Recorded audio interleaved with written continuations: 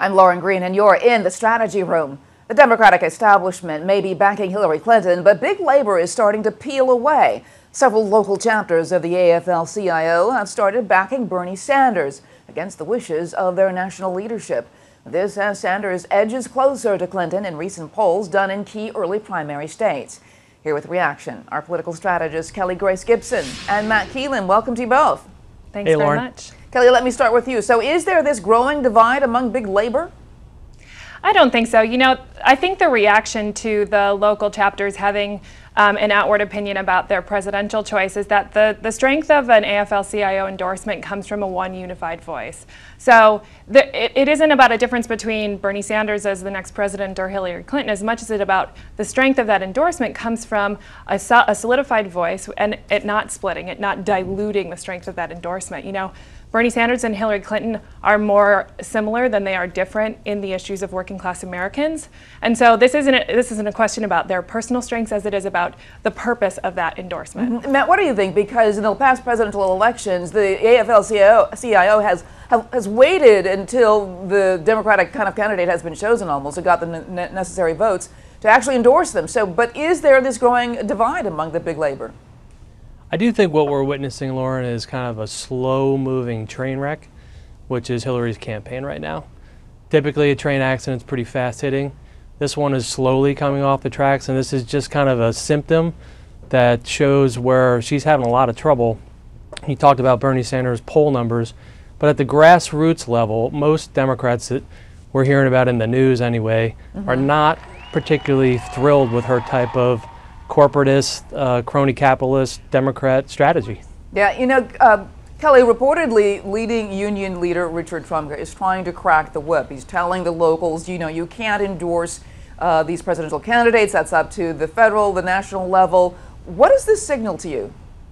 Well, you know, I think that it's important that everyone understands the strengths and weaknesses of these campaigns. And I think both Bernie Sanders and Hillary Clinton have a lot of support in the grassroots space. And it may be different kind of Democratic-based support, but it's there. I think the purpose of the whip cracking, as you say, or this memo that was referenced, is that Trumka is trying to maintain the importance and the weight of this endorsement. And so while those local chapters are certainly allowed to have an opinion about the presidential candidates they want to support, to take away that great endorsement, and you're right, usually they wait. In 2008, they didn't endorse in the primary. It gives some strength down the line. It really shows Democratic voters how the entity that supports working class family feels about the candidates for president. And so to take that down a couple notches and for these state chapters to sort of be running with an endorsement that's not a real endorsement isn't really supporting the process of the AFL-CIO. Matt, why do some labor members actually prefer Sanders over Clinton? I think what you're seeing is a frustration with the Obama economy and the lack of jobs. Now, the jobless rate has gone down, but the problem with that is there's 93 million people out of the workforce. It's kind of like, I compare it to the Flowers in the Attic, the old 70s movie, where there's a whole bunch of people, 93 million, that would love to get back to work, but the Obama economy is not allowing them to.